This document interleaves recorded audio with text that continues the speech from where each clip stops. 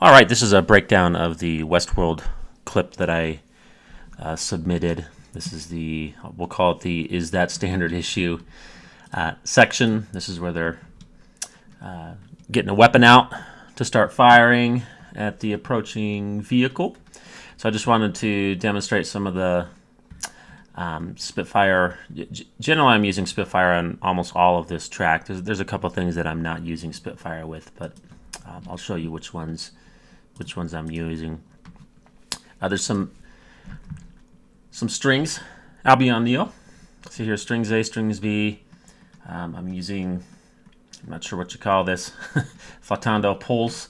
That gives a little bit of a moving feel. You can see the line going up and down, so that's gonna kind of detune in and out and give a real tense feeling. Let's just listen to that real quick.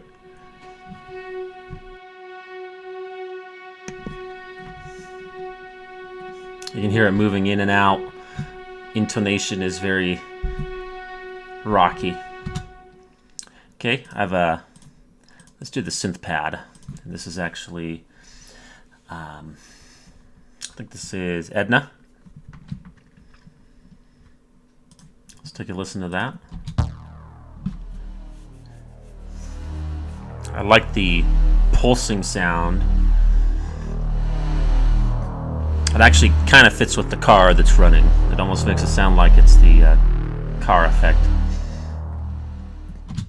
Very brief. And then London Chamber Orchestra textures. So this is a Evo grid, Evolution grid.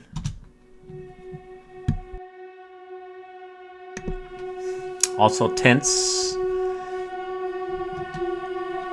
can see down below layering neighbor tones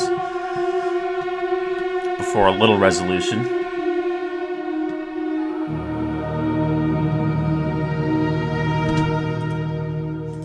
Okay, let's check these three out.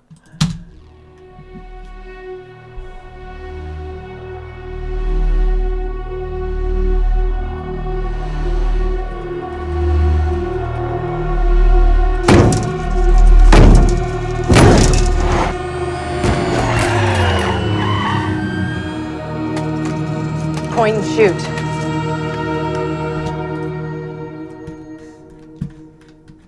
Okay, very ethereal.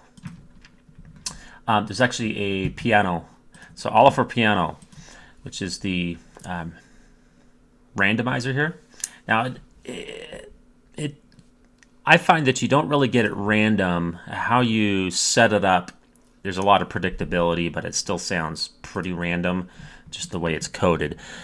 But I've found that there's not too much random generation in the patch, even though it kind of implies it. But based on where you line up your notes, how you generate your settings, that's what gives it the randomization. But when I play it back every single time, it actually sounds exactly the same. So it still sounds great. I'm not bashing it, but I like to be able to actually have predictability. I will, lay out the notes in somewhat random spots just to get the chords. Let's listen to what it sounds like, but every time I play it back, it'll sound exactly the same.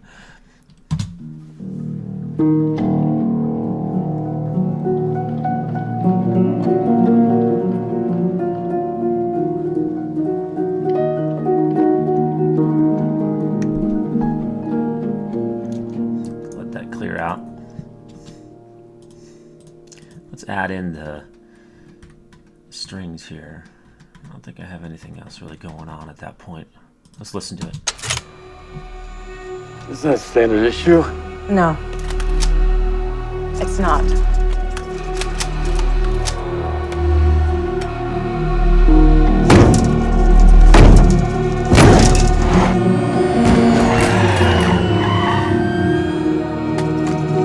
Point and shoot.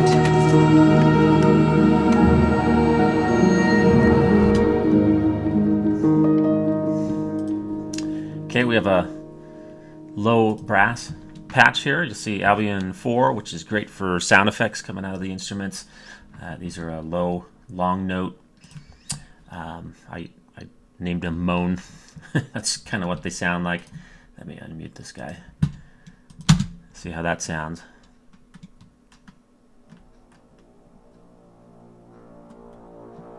So that's just a slow build-up.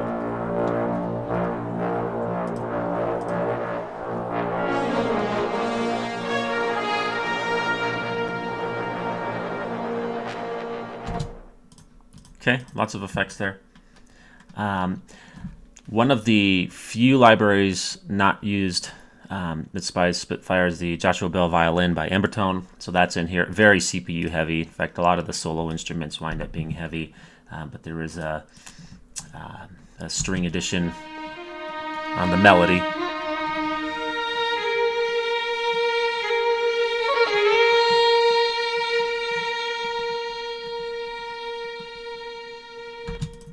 The solo violin listed is going to be the Spitfire solo violin performance legato patch, or maybe it's true performance, I think is what would be the patch. With chamber violin, these are two are a little bit quieter, but to give a little bit of volume to the Joshua Bell. Okay, maybe let's just listen to.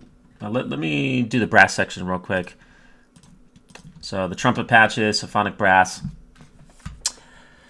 Something I often do is if I have some closer mics, I might pan those to where the trumpets might be sitting.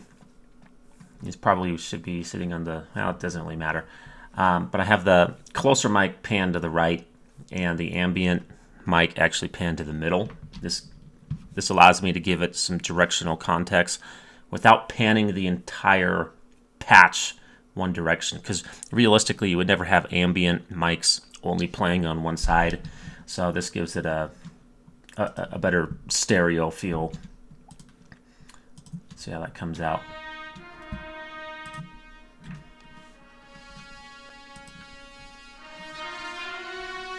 So you can almost feel like it's coming from the right side, but it's echoing off the left. Okay, there's a BBC patch here. Looks like trumpets as well. So often what I'm trying to do is get the brighter sound out of the symphonic brass library, and then the BBC orchestra will have a more mellow tone.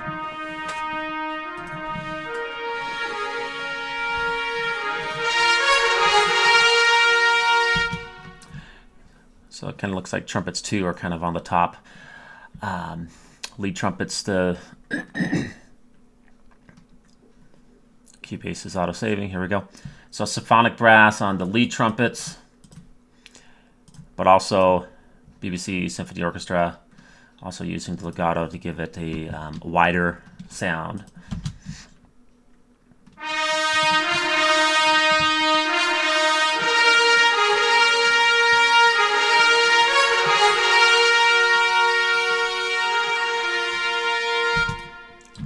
Okay, some basso. Symphonic brass. Yep, where'd we go? I like the fat sound. Also got the tuba going. Also symphonic brass. Going for that nasty attack sound. Trombones, symphonic brass as well. This is a very loud section, so I don't use the BBC's orchestra quite as much. And the horns.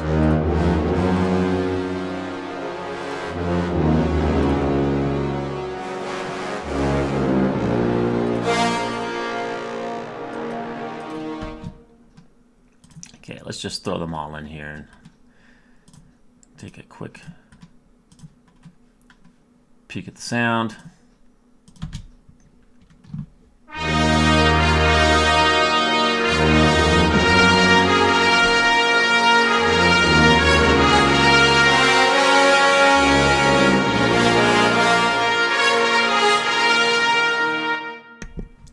Okay, let's unmute. Let me see if I have anything else going on here. There's a little bit of a bass synth down here. It's just to give a drone.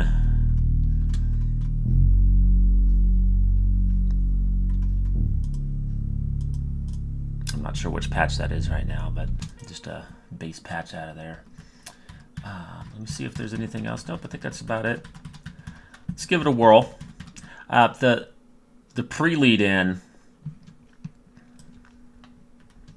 we'll just play it up into the is that standard.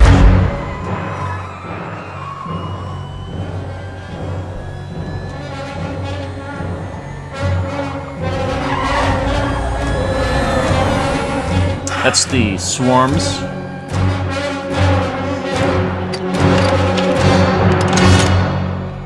So layering Is that the standard issue?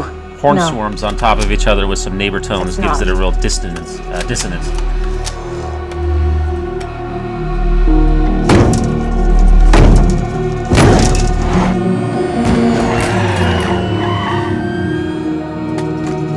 Point and shoot.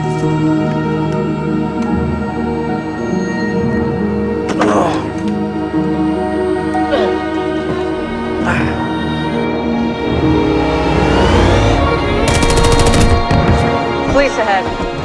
Maintain speed. Maintaining speed. Sharp left. Now.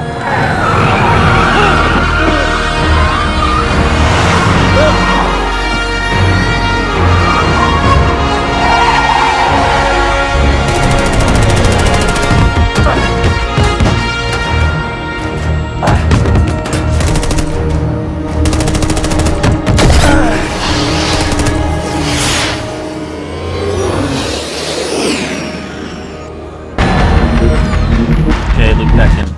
Okay, so that's that section. I'll break down a little bit more, but for now, that's all the video. Thanks for listening. Hopefully you found a couple tricks or saw some instruments in action. Go ahead and follow, and until next time, thank you.